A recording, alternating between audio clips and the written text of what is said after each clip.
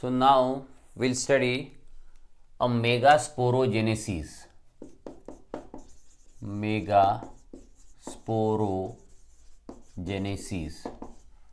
So megasporogenesis can be defined as a process of formation of haploid megaspore from diploid megaspore mother cell by a meiosis. Here we have considered, in previous lecture we have considered, there is a presence of nucellus. In that nucellus, a cell will get differentiate as a diploid cell will get differentiate as a megaspore mother cell. And now this megaspore mother cell will come across with a meiosis or meiotic division. Diploid megaspore mother cell come across with a meiotic division, and there is a formation of 4 haploid megaspore. From this megaspore mother cell, there is a formation of 4 haploid megaspore in a tetrad. So this tetrad we called it as a megaspore tetrad. As like we have seen a microspore tetrad. So microspore tetrad was a tetrahedral tetrad. So here megaspore tetrad is a linear tetrad. आपल्याकडे असा एक ovule होता. या ओव्ह्यूलमध्ये या ठिकाणी ह्या integument आहेत ओव्ह्यूलच्या. So likewise inside that there is a presence of nucellus, आणि या न्यूसेलसच्या आतमध्ये, आय एम ड्रॉइंग इट रफली, या न्यूसेलसच्या आतमध्ये एक मेगास्पोर, इथं diploid megaspore mother cell consider केली. ही डिप्लॉइड मेगास्पोर मदर सेलमध्ये मिओसिस झालं आणि 4 हॅप्लॉइड मेगास्पोर असे लिनियर टेट्रॅडमध्ये तयार झाले. So this 4 haploid megaspore has form by meiosis. Out of this 4 haploid megaspore, upper 3 megaspore will get degenerate. हे वरचे 3 मेगास्पोर डिजनरेट होतात आणि only megaspore inside this tetrad will remain viable. And so we called, एकच आपल्याकडे megaspore एका मिओसिसनं 4 तयार झाले, पण त्या 4 मधला एकच हॅप्लॉइड मेगास्पोर हा व्हायबल राहिला. So the development of megasporogenesis is called monosporic. याला आपण मोनोस्पोरिक म्हणतो, म्हणजे 4 पैकी फक्त एकच मेगास्पोर व्हायबल असल्यामुळे या डेव्हलपमेंटला आपण म्हणतो मोनोस्पोरिक. म्हणजे मेगास्पोरोजेनेसिस ही मोनोस्पोरिक डेव्हलपमेंट आहे. या एकाच मेगास्पोरपासून पुढचं डेव्हलपमेंट होणार. So what is megasporogenesis? So formation of haploid megaspore from diploid megaspore mother cell by a meiosis. म्हणजे एका मेगास्पोर मदर सेलमध्ये एक मिओसिस झालं तर आपल्याला एकच हॅप्लॉइड मेगास्पोर भेटला. जसं की मायक्रोस्पोरोजेनेसिसमध्ये आपण कन्सिडर केलं, एका मायक्रोस्पोर मदर सेलमध्ये एक मिओसिस झालं तर आपल्याला 4 हॅप्लॉइड मायक्रोस्पोर भेटायचे आणि ते 4ही मायक्रोस्पोर व्हायबल असायचे. फर्दर त्याच्यामधला each microspore will develop into a male gametophyte. पण या ठिकाणी एक मेगास्पोर मदर सेल, तिच्यामध्ये एक मिओसिस झालं, तिने 4 हॅप्लॉइड मेगास्पोर तयार केले, पण out of that 4 upper 3 megaspore will get degenerate and only megaspore will remain viable. Now this only viable megaspore has to develop into female gametophyte. आता आपल्याकडे जो हा एकमेव व्हायबल मेगास्पोर आहे, या एकमेव व्हायबल मेगास्पोरला स्वतःला डेव्हलप करायचं into female gametophyte. So now we'll consider megagametogenesis. ही झाली पहिली प्रोसेस. फिमेल गमेटोफाइटच्या डेव्हलपमेंटमधली पहिली प्रोसेस कोणती? तर megasporogenesis. And now we have to consider ही first process. Now we have to consider megagametogenesis. Now we have to see a mega गमेटोजेनेसिस.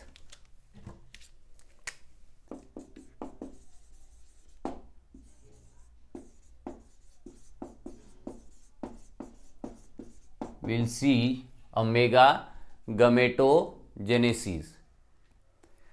आता ही megagametogenesis कोणामध्ये होणार?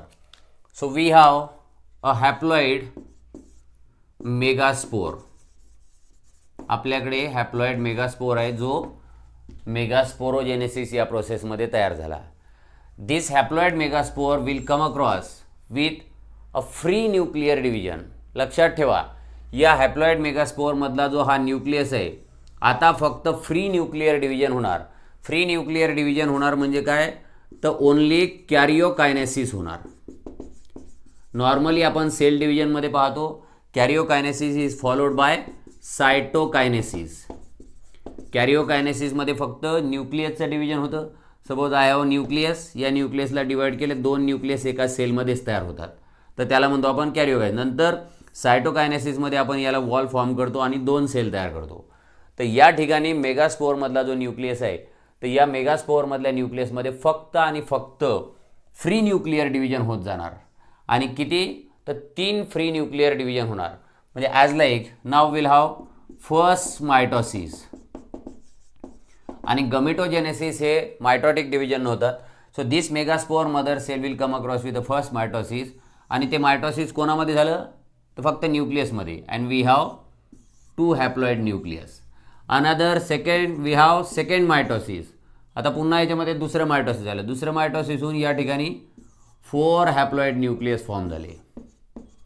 So we have 4 haploid nucleus. आता याच्यामध्ये थर्ड मायटोसिस झालं. तिसरं mitosis झालं आपल्याकडे. Now we have 8 haploid nucleus. See, we are considering development of female gametophyte or megagametes from this haploid megaspore. मग आपल्याकडे हा जो हॅप्लॉइड मेगास्पोर आहे, या हॅप्लॉइड मेगास्पोरमध्ये काय होणार, तर free nuclear division, only repeated karyokinesis. Cytokinesis simultaneously कधी होणार, that will see. So first या न्यूक्लियसमध्ये पहिलं मायटोसिस झालं, 2 हॅप्लॉइड न्यूक्लियस तयार झाले. आता या दोन्ही न्यूक्लियसमध्ये सेकंड मायटोसिस झालं, त्याच्यानंतर आपल्याकडे 4 न्यूक्लियस तयार झाले. या 4ही न्यूक्लियसमध्ये थर्ड मायटोसिस झालं. We have now 8 haploid nucleus inside a megaspore. आता हे सर्व न्यूक्लियस कोणाच्या आतमध्ये आहेत, तर मेगास्पोरच्याच आतमध्ये आहेत. Now we have to arrange this structure.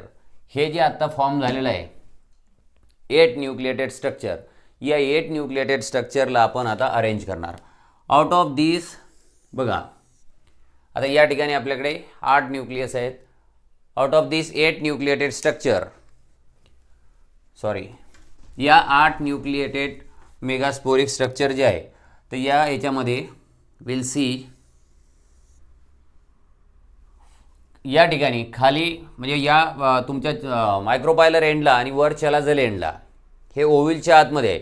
तर मायक्रोपायलर एंडला 4 न्यूक्लियस आहेत, चलाझल एंडला 4 न्यूक्लियस आहेत. Out of this 4 nucleus 1 nucleus will align at a centre. या 4 पैकी 1 न्यूक्लियस कुठे येणार, सेंटरला आला. खालच्या 4 पैकी 1 न्यूक्लियस सेंटरला आला. Out of upper 4 nucleus 1 will align at a centre. मग आता खाली राहिले 3 न्यूक्लियस आणि वर असतील 3 न्यूक्लियस. आता या सर्व न्यूक्लियसला there is a wall formation. या सर्व न्यूक्लियसला होणार सायमल्टेनियस वॉल फॉर्मेशन. हे जे हॅप्लॉइड न्यूक्लियस आहेत, this all 4 haploid nucleus will have simultaneous wall formation. आणि हे वॉल फॉर्मेशन झाल्यानंतर आपल्याला हे कसे दिसतात. सो लाईकवाईज आता या ठिकाणी हा जो सेंट्रल न्यूक्लियस आहे, so this central nucleus has a wall formation. आणि या ठिकाणी जे 2 साईडला न्यूक्लियस होते त्यांना एक वॉल आली. इथे एक न्यूक्लियस आहे त्याला एक वॉल आली. वर 3 न्यूक्लियस आहेत आपल्याकडे, 3 haploid nucleus. We have 3 haploid nucleus at chalazal end. या प्रत्येक न्यूक्लियसला वॉल आली. या ठिकाणी न्यूक्लियस किती आहेत, 1 2 3 1 2 3 4 5 6 7 8. आपल्याकडे 8 न्यूक्लिएटेड स्ट्रक्चर आहे. या ठिकाणी 3 सेल तयार झाल्या आणि या 3 सेलमध्ये 3 न्यूक्लियस आहेत. वर 3 सेल आहेत, या 3 सेलमध्ये 3 न्यूक्लियस आहेत. हिअर बघा, इथं जर पाहायला गेले तर 3 cell and 3 nucleus are there. इथे जर पाहायला गेले, so we have 3 cell and 3 nucleus here also. आणि आपण सेंटरला किती न्यूक्लियस अलाइन केले होते, we have align 2 nucleus at the centre. आणि या सेंटरमधल्या दोन्ही न्यूक्लियसला येते कॉमन वॉल. म्हणजे या ठिकाणी सेल ओनली 1 अँड 2 न्यूक्लियस. मग हे जे स्ट्रक्चर आपल्याला सध्या दिसतं, या स्ट्रक्चरमध्ये we have 1 2 3 4 5 6 7 8 nucleus and 1 2 3 4 5 6 7 cell. 7 sale,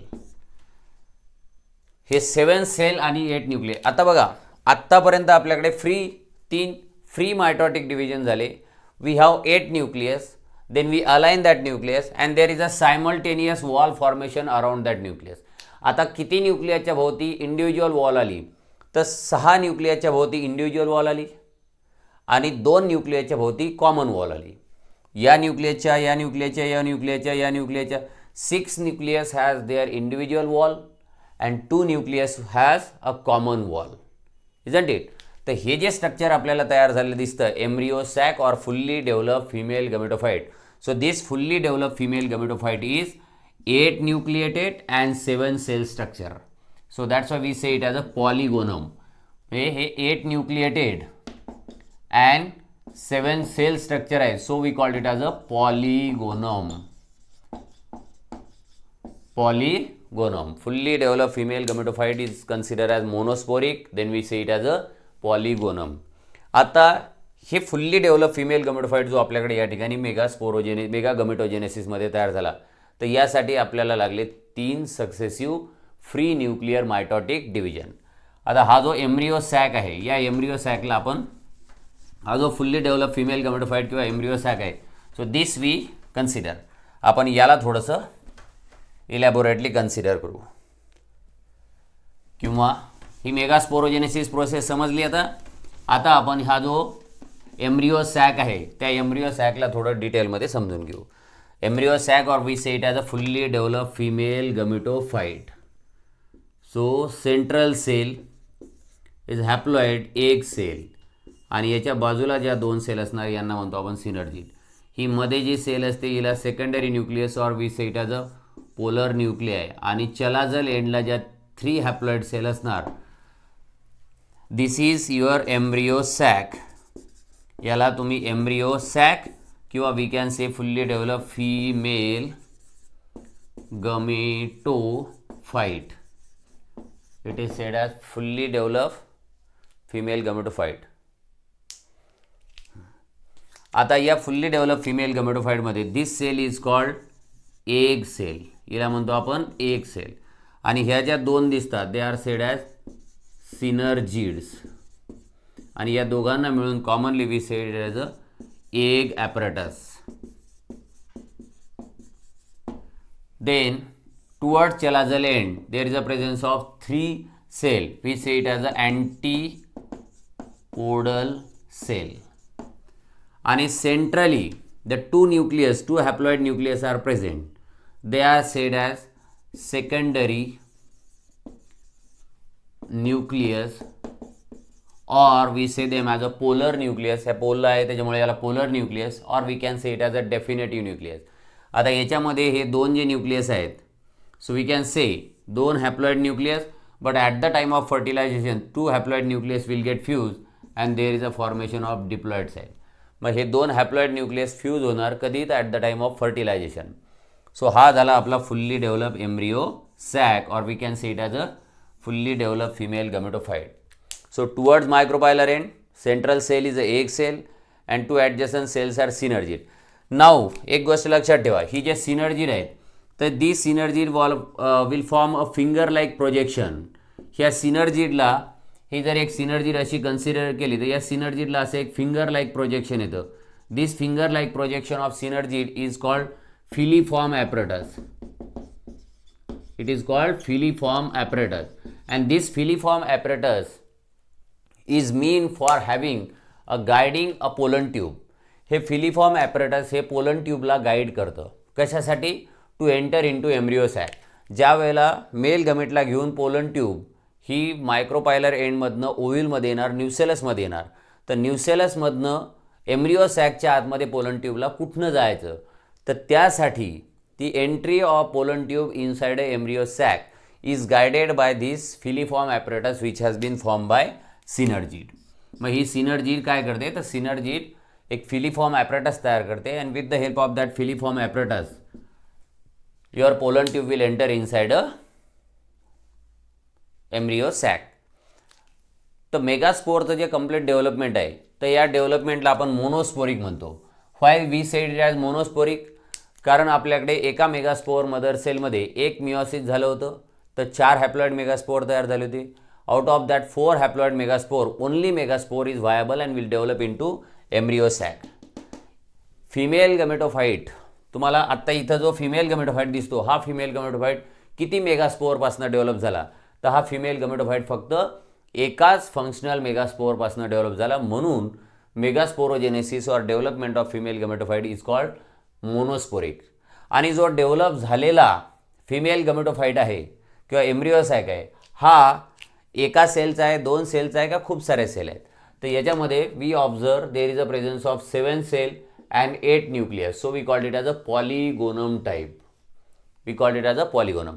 आणि एक लक्षात घ्या, तुम्ही जी मेगा गमेटोजेनेसिस ही प्रोसेस केली तर मेगा गमेटोजेनेसिस या प्रोसेसमध्ये ही मेगास्पोर होती. या मेगास्पोरच्या आतमध्ये एक न्यूक्लियस होता. हा मेगास्पोर असाच राहिला, याच्यामधले न्यूक्लियस डिवाइड होत गेले. म्हणजे मेगा गमेटोजेनेसिस ही एंटायर प्रोसेस कुठं झाली, तर एंटायर प्रोसेस ही मेगास्पोरच्या आतमध्ये झाली. त्याच्यामुळे आपण त्याला म्हणतो endosporic. We say it as a endosphoric. म्हणजे development of mega gametes is inside a spore. Megaspore, endo means inside, sporic म्हणजे स्पोर. कोणाच्या आतमध्ये झालं मेगा गमेटोजेनेसिस, तर mega gametogenesis this process will happen inside a megaspore and so we say it as a endosporic. So monosporic, why we say monosporic, because only functional megaspore. Why we say polygonum, because there are more than one cell. And why we say it as a endosporic, because the development of female gametophyte is inside a megaspore, so we called it as a endosporic. So this is all about megasporogenesis and megagametogenesis.